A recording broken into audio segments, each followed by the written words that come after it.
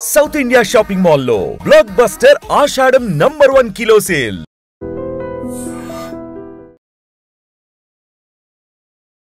నమస్తే, welcome to I dream talking point with కవిత.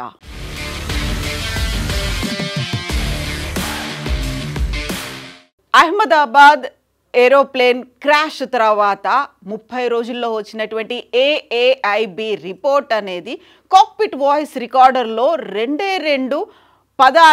రెండు వ్యాఖ్యల్ని ప్రచురించింది. అందులో ప్రధానమైంది ఇంజన్ ఫెయిల్యూర్, దానికి ఇంధనం అందకపోవడం వల్ల అక్కడున్నటువంటి ఫస్ట్ ఆఫీసర్ అంటే కో పైలట్గా భావిస్తూ ఉంటారు. కో పైలటా లేకపోతే అక్కడ ఉన్నటువంటి వాళ్ళు ఎవరు మాట్లాడారు అని తెలియకపోయినప్పటికీ co pilot Clive Sundar flight కమాండెంట్ని సుమిత్ సబర్వాల్ని ఒక మాట అడిగారు అనేటువంటి వార్తలు విపరీతంగా ప్రచురితమవుతున్నాయి. అందులో ప్రధానంగా మెయిన్ కీ పాయింట్ అనేది ఇద్దరు పైలట్లు ఉన్నారు. అందులో కో పైలట్ని ఫస్ట్ ఆఫీసర్ అంటారా, ఫస్ట్ ఆఫీసర్ పక్కన ఉన్నటువంటి ఫ్లైట్ కమాండర్ని అడిగారు, కమాండ్ ఇన్ కంట్రోల్ని అడిగారు, సుమిత్ సబర్వాల్ని అడిగారు, నువ్వు ఇంజన్లని ఆఫ్ చేసావా అని. అప్పుడు ఆ టైంలో సుమిత్ సబర్వాల్ లేదు, నేను ఆఫ్ చేయలేదు అనే మాట. యాక్చువల్గా ఏఐబి రిపోర్ట్లో ఈ రెండు ఉన్నప్పటికీ కూడా, ఒక క్వశ్చన్ అండ్ ఆన్సర్ ఉన్నప్పటికీ కూడా ఎవరిని అడిగారు, ఎవరు ఆన్సర్ ఇచ్చారు అనేది మెన్షన్ చేయకపోయినప్పటికీ కూడా మొత్తం ప్రమాదానికి అంతా కారణం సుమిత్ సబర్వాల్ మెంటల్ ఇష్యూ. ఆయనకి మానసికంగా బాలేరు, ఆయన డిప్రెషన్లో ఉన్నారు, చాలా తీవ్రమైనటువంటి ఒత్తిడికి ఉన్నారు అనేటువంటి మాటనే చాలా ప్రధానంగా వినిపిస్తోంది.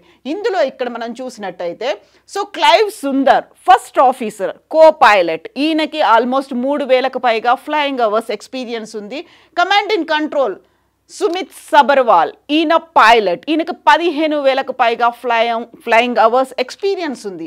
అయినప్పటికీ కూడా ఏఐబి రిపోర్ట్లో ఈ ఇద్దరు పర్సన్స్ పేర్లు మెన్షన్ చేయకుండానే వాళ్ళిద్దరి సంభాషణని చాలా క్రిస్ప్గా మెన్షన్ చేశారు. యాక్చువల్గా 30 సెకండ్ల సంభాషణలో ఏమేమి మాట్లాడుకున్నారు, కాక్పిట్ వాయిస్ రికార్డర్లో ఏమైంది, అక్కడ కాక్పిట్లో ఏమైంది, ఇలాంటి వివరాలు వెల్లడించకపోయినప్పటికీ ఇద్దరు మాట్లాడుకున్నటువంటి ఆ రెండు మాటలే మెన్షన్ చేయడం, అందులో ఎవరిని అడిగారు, ఎవరు ఆన్సర్ చేశారు, ఈ పేర్లని ఏఐబి మెన్షన్ చేయకపోయినప్పటికీ కూడా మొత్తం ఫ్లైట్ ప్రమాదానికి కారణం కేవలం సుమిత్ సబర్వాల్ అనేటువంటి ఒక వార్త ఇప్పుడు విపరీతంగా వైరల్ అవుతోంది. దీన్ని మొట్టమొదటిగా ప్రచురించింది అమెరికాకు చెందినటువంటి వాల్ స్ట్రీట్ జర్నల్ అనేటువంటి పత్రిక. అందులో ప్రధానంగా సుమిత్ సబర్వాల్కి సంబంధించినటువంటి ఆయన సైకలాజికల్ ఇష్యూస్తో బాధపడుతున్నాడు అనేటువంటి ఒక మాటను వెల్లడిస్తున్నారు. అందులో 2022లో సుమిత్ సబర్వాల్ మదర్ చనిపోయారు, ఫాదర్ ఒంటరిగా ఉంటున్నారు, ఆయనకి 88 ఏళ్ళు. పుష్కర్ సబర్వాల్ ఈయనకు ఒక అక్క కూడా ఉంది. సుమిత్ సబర్వాల్కి ఒక అక్క ఉంది, తను ఢిల్లీలో ఉంది. సుమిత్ సబర్వాల్ తన నాన్నతో కలిసి ముంబైలో ఉంటున్నారు. యాక్చువల్గా సుమిత్ సబర్వాల్కి 56 ఏళ్ళు. తను మరికొద్ది రోజుల్లోనే రిటైర్మెంట్ తీసుకుందామనే ఆలోచన, ఇంకొక 1-2 ఫ్లైట్స్ నేను ఫ్లై చేస్తాను, ఆ తర్వాత వచ్చేసి నాన్నతోనే ఉంటాను అనే మాట పదే చెప్పేవాడు.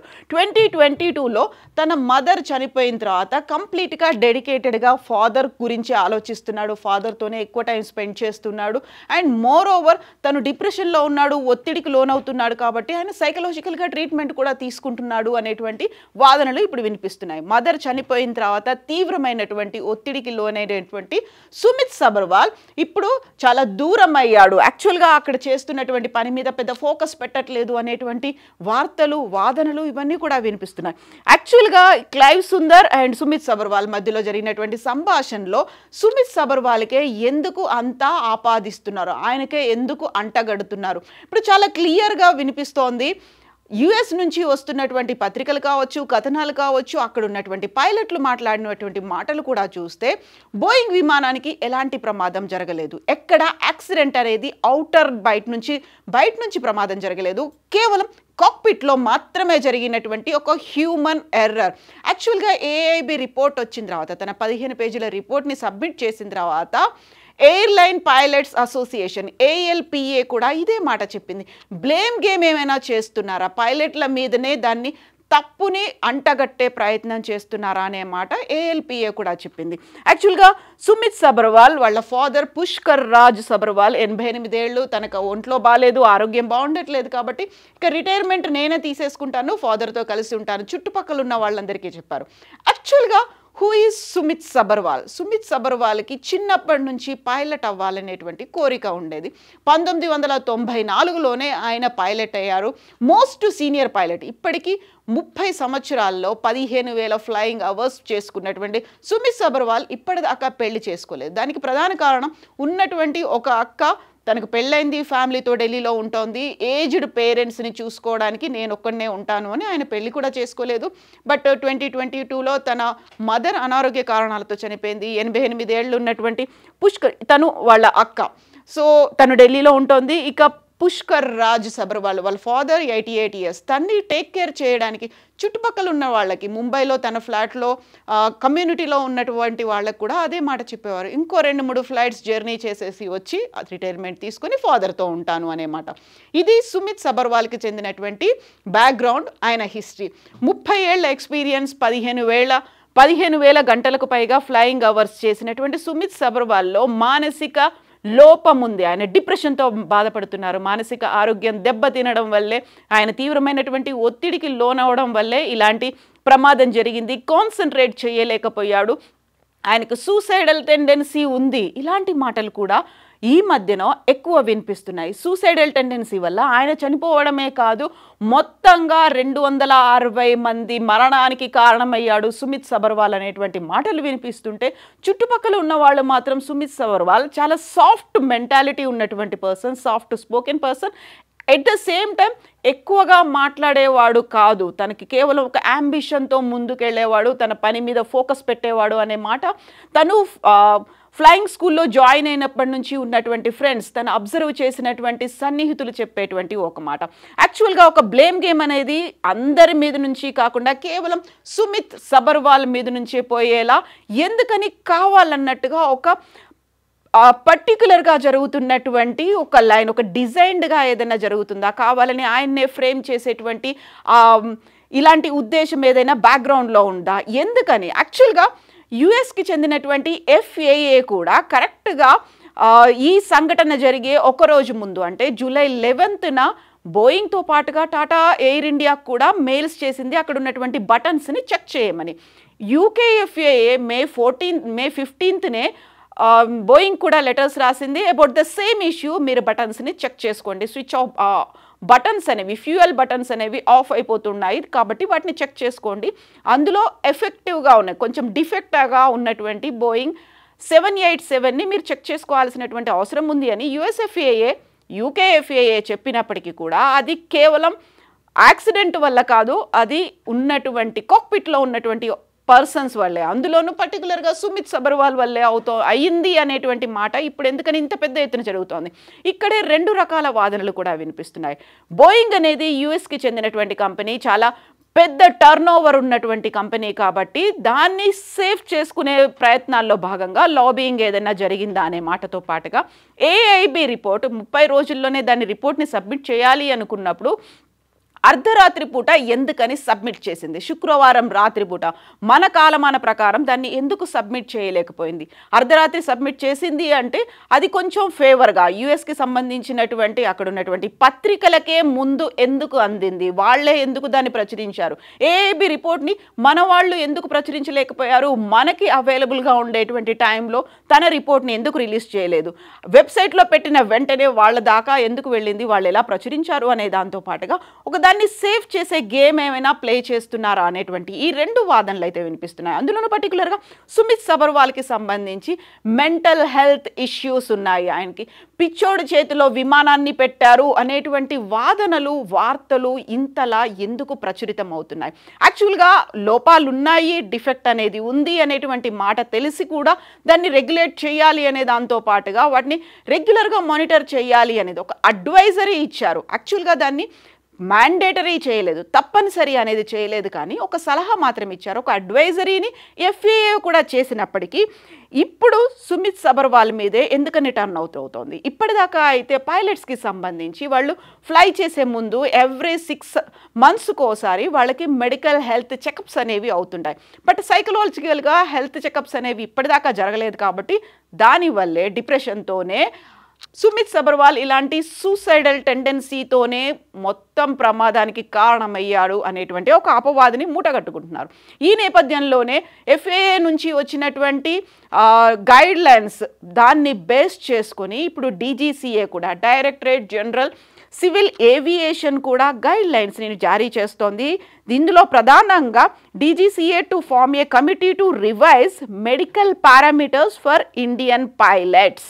సో ఇప్పుడు ఒక ఇండియన్ పైలట్స్కి సంబంధించి ఒక మెడికల్ పారామీటర్స్ని రివైజ్ చేయాల్సినటువంటి అవసరం ఉంది అనేది DGCA అయితే వెల్లడిస్తోంది. యాక్చువల్గా సో ఇప్పటిదాకా వీళ్ళకి హెల్త్ కండిషన్స్ని చెక్ చేసేది ఏరోస్పేస్ మెడిసిన్ ఇన్ బెంగళూరు అక్కడ ఒకటి అవుతోంది, air force central medical establishment of the Indian air force. ఈ 2 చోట్ల పైలట్స్కి సంబంధించి మెడికల్ కండిషన్స్ ఎలా ఉన్నాయనేది వాళ్ళ పారామీటర్స్ చెక్ చేయడానికి ఎవ్రీ 6 monthsకి ఒకసారి చెక్ అయితే చేస్తూ ఉంటారు. బట్ ఇప్పుడు సుమిత్ సబర్వాల్కి సంబంధించి చూసిన తర్వాత ALPA చేస్తోంది కూడా ఒక వాదన ఏంటంటే ఫ్లైట్ టైమింగ్స్ అనేది వీళ్ళకి రెగ్యులేట్ చేయలేదు, ఫ్లైట్ అవర్స్ అనేవి ప్రాపర్గా లేకపోవడం అనేది కూడా ఒక ప్రమాదానికి కారణమై ఉంటుందేమో. The flight duty time limitations అనేవి ఉన్నాయి, దాన్ని ప్రాపర్గా హ్యాండిల్ చేయట్లేదు, మిస్ఇంటరప్ట్ చేస్తున్నారు. ఎవరైనా కొంచెం నిద్రమత్తుతో ఉన్నారు, లేకపోతే నైట్స్ అంతా జర్నీ చేశారు, ఒకరోజు లీవ్ తీసుకున్నారు అంటే ఇమ్మీడియట్గా మార్నింగ్ షిఫ్ట్లోనే వాళ్ళకి వెళ్ళాల్సిన తప్పనిసరి మ్యాండేటరీ గైడ్ లైన్స్ అనేవి పెట్టుకున్నారు. ఒక నిద్రమత్తుతో ఉన్నారు, లేకుంటే అలసటగా ఉంది అనుకుని ఒక రోజు లీవ్ తీసుకున్న వెంటనే కూడా దానికి నెక్స్ట్ డే మార్నింగ్ వేస్తున్నారు. ఒకవేళ కాస్త లేట్ వచ్చినప్పటికీ 75,000 రూపాయల ఫైన్ అనేది వేస్తున్నారు అనేటువంటి ఒక వాదన ఉంది.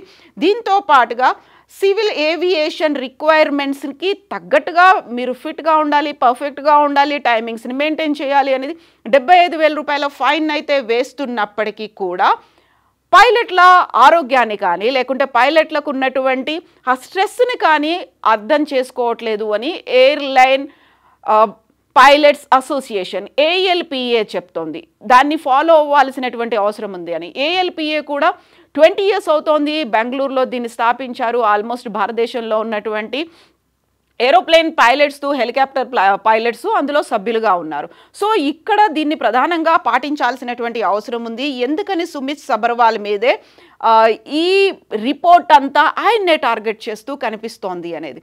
సో ఇక్కడ మనం ఆలోచించాల్సింది కేవలం వాళ్ళకి పైలట్స్కి ఉన్నటువంటి షెడ్యూల్స్, టార్గెట్స్ ఏవైతే ఉన్నాయో వాటిని మాత్రమే చెక్ చేస్తున్నారా, లేకపోతే వాళ్ళకు ఉన్నటువంటి మెడికల్ కండిషన్స్, వాళ్ళకు ఉన్నటువంటి పారామీటర్స్ ఎలా ఉన్నాయి, హెల్త్ కండిషన్స్తో పాటుగా మెంటల్ హెల్త్ అనేది ఎలా ఉంది అనేది వీటన్నిటిని చెక్ చేసుకోవాల్సినటువంటి అవసరం ఉంది. At the same time DGCA కూడా FAA, US FAA, UK FAA ఇచ్చినటువంటి అడ్వైజరీని ఫాలో అవుతూ ఈ వారం మండే నుంచి కూడా దాన్ని స్టార్ట్ చేశారు బటన్స్ని చెక్ చేసుకోవడం అని. బట్ వై ఓన్లీ సుమిత్ సబర్వాల్ని ఎందుకు టార్గెట్ చేస్తున్నారు అనే మాట, అందులోనూ పర్టికులర్గా US నుంచి అది ఎందుకు స్టార్ట్ అయింది అనేది ఇప్పుడు అదే పెద్ద ఎత్తున చర్చ అవుతోంది. ఎందుకు బ్లేమ్ గేమ్ అవుతోంది అనేటువంటి ఒక మాట ముందు నుంచి చెప్పినప్పటికీ ఆ బ్లేమ్ గేమ్లో కూడా ప్రధానంగా సుమిత్ సబర్వాలే ఎందుకు నిలిచాడు అనేది. యాక్చువల్గా సుమిత్ సబర్వాల్కి అలాంటి టెండెన్సీ ఉంటే, సూసైడల్ టెండెన్సీ ఉంటే నేను 2-3 ఫ్లైట్స్ జర్నీ చేసేసి అది కంప్లీట్ చేసుకొని వస్తాను, ఫాదర్తోనే పప్పాతోనే కంప్లీట్గా టైం అంతా గడుపుతాను, ఆ మాట ఎందుకు చెప్పేవాడు? ఒకవేళ ఫాదర్నే జాగ్రత్తగా చూసుకోవాలి, ఆయన్నే కేర్ టేక్ చేసుకోవాలి అనుకున్నప్పుడు రిటైర్మెంట్ తీసేసుకొని ఫాదర్తో గడపడానికని నేను రెడీ అవుతున్నాను అనే మాట నైబర్స్తో, ఫ్రెండ్స్తో ఎందుకు చెప్పేవాడు? యాక్చువల్గా ఇలాంటి సైకలాజికల్ కండిషన్ ఉంటే ఆయనతో పనిచేస్తున్న వాళ్ళు, అక్కడ ఉన్నటువంటి ఎయిర్ ఇండియా టీం దాన్ని ఎందుకు అబ్జర్వ్ చేయలేకపోయారు? ఎందుకని ఆయనకు మళ్ళీ అలాంటి లాంగ్ జర్నీ అనేది ఇచ్చారు అనేది చాలా కీలకమైనటువంటి ప్రశ్నలు. సో ఇన్ డెప్త్ అనాలిసిస్ అనేది ప్రమాదం ఎలా జరిగింది అంటే యాక్సిడెంట్ రూపంలో జరగలేదు, కేవలం హ్యూమన్ ఎర్రర్, అది కూడా కాక్పిట్లో ఉన్నటువంటి వాళ్ళు, అందులోనూ సుమిత్ సబర్వాల్ వల్లే జరిగింది అనేటువంటి ఫైనల్ కంక్లూజన్తోనే in depth analysis, in depth report రాబోతోందా? సుమిత్ సబర్వాలే టార్గెట్గా మిగిలిపోతారా? ఆయనే ఒక ప్రమాదానికి కారణమైనటువంటి వ్యక్తిగా పరిగణిస్తారా? మీరేమనుకుంటున్నారు? కామెంట్స్ రూపంలో తెలియచేయండి. నిజంగా ప్రస్తుతం ఉన్నటువంటి సమాజం దేనికి ప్రయారిటీ ఇస్తుంది? ఆర్థిక సంబంధాల చుట్టూ మాత్రమే తిరుగుతోంది. మళ్ళీ ఎన్నికలంగానే చాలా విరక్తి కలుగుతాను. మంచి అనిపిస్తుంది కదా, లేడీస్ కూడా ఛాలెంజింగ్ జాబ్స్ చేసినప్పుడు చాలా బాగుంటది. ట్రాఫిక్ అసిస్టెంట్స్ గా నియమించిన ట్రాన్స్జెండర్స్ అందరితో సాల్యూట్ చేయించుకుంటున్నారు. ఫుడ్ డెలివరీ ఇవ్వటానికి వెళ్ళినటువంటి డెలివరీ బాయ్ అనిల్ పై కళ్ళ ముందు